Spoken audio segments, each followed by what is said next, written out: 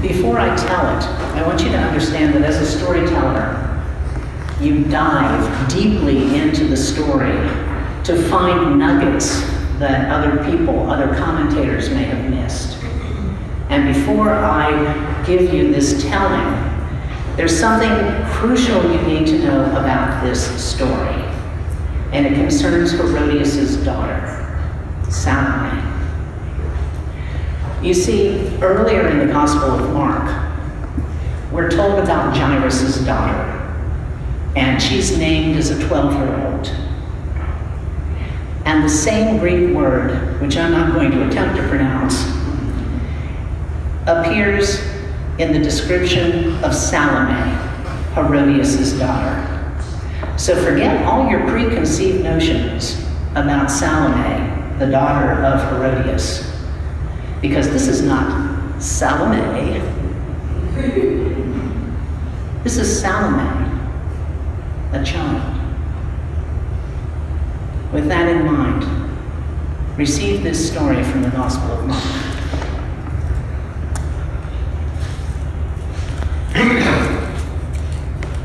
Have you seen him? Has he passed his fate yet? We heard he was coming. We heard that he heals people with a touch, and that he can cast out unclean spirits. It's even whispered, he raised a girl from the dead. If he does pass this way, he should take care, because even Herod is asking about him. And that's because people are saying he's working these deeds of power because he's John, raised from the dead. Well, I wonder if he's not Elijah sent back to us. And some of the elders of my village, they say he reminds them of the prophets of old, like Nathan, who confronted King David about his sin.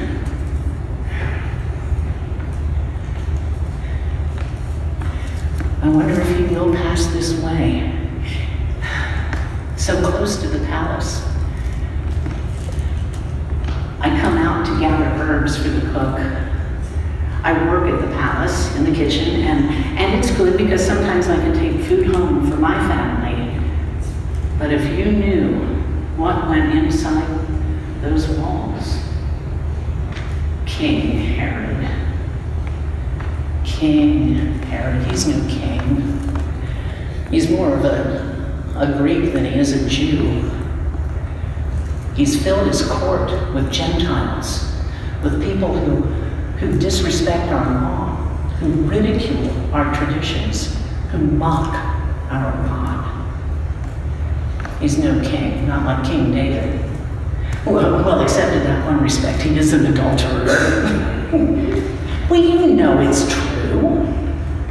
Herod Antipas went to visit his brother, Herod Philip, cast eyes on Herodias, Philip's wife, and stole her, brought her back, installed her in the palace, all high and mighty. And that's what caused the trouble for John the Baptizer. He rebuked King Herod. He said, it's not lawful for you to have your brother's wife. And he stood firm. And because of that, Herod had him bound in chains and thrown into the prison. Well, Herod didn't do it because he thought he had done anything wrong or because he had sinned. No, he did it to keep peace with Herodias. Herodias, that. She's out to get John. She's a crafty one and dangerous. It's gone on like that, day after day after day. Herod fears John because he knows that John is a holy and righteous prophet of the Lord. And Herod likes to listen to him, but John confuses him. And John has held firm, calling Herod to repent, telling him, you have sinned. You've sinned against Philip, you've sinned against Herodias, but most of all, you've sinned against God. And the more John rebukes Herod, the angrier and angrier Herodias becomes. I've prayed. I've prayed that maybe John would get through to Herod. Maybe Herod would see him as an innocent man and set him free. Herodias would have such a fit. That's not what happened. You know about the party. It was Herod's birthday. And of course he had to throw himself a banquet. And he invited all of his courtiers and all the officers. And he rounded up all the leaders of Galilee, whether they wanted to come or not. And Herodias, she saw her chance. The food, the dancing, the music, and the wine. The wine flowed like water. And when Herod had drunk himself into a stupor, Herodias called her daughter, her own child, and sent her into the great hall to entertain those drunken men. And that sweet, innocent girl, she went, and she danced before the king. And it pleased Herod greatly, so much so that he said, "Ask whatever you wish, and I will give it." And he was so drunk, the fool swore an oath. "Ask what you want, I will give it even up to half my kingdom." As if he could give territory away. Rome would have his head. Well, the girl went to her mother to see what she should ask for.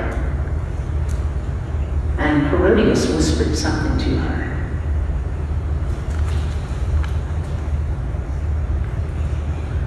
And Herodias sent the child back into the hall. And she stood before the king. And somebody shouted, "Well, what does she want?" And she whispered something to Herod, and he just stared at her. And finally the child spoke. "I want you to give me right away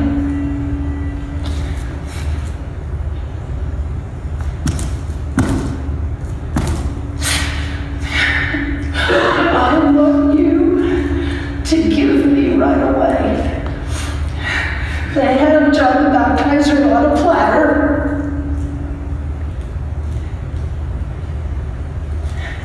It was as if Herod tried to shrink into the cushions and disappear. Silence in the hall. And those who were near Herod claimed that they saw tears in his eyes as he gave the order. But he still gave the order. And so it was that a holy and righteous prophet of the Lord was murdered by an unholy and unrighteous king. And the guard came back with John's head on a platter, and he gave it to the girl, who was horrified, and she gave it to her mother, and she ran screaming from the hall. Well, the party was over. The guests fled, leaving Herod sitting in the place of honor, all alone. Now, there are some people from my village who went to the Jordan and they were baptized there by John, and they've told us what he said. They said he said of himself that he was a voice crying out, calling people to repent, to turn back to the Lord. And he said something else. He said that there was one who was coming after him who was even greater, sent by God. And that's the one we're waiting for. God's chosen, God's Messiah. I've been with you too long. I have to get back to the palace. I can't wait any longer. But I hope you see him, this man from Nazareth. I hope you get to see Jesus.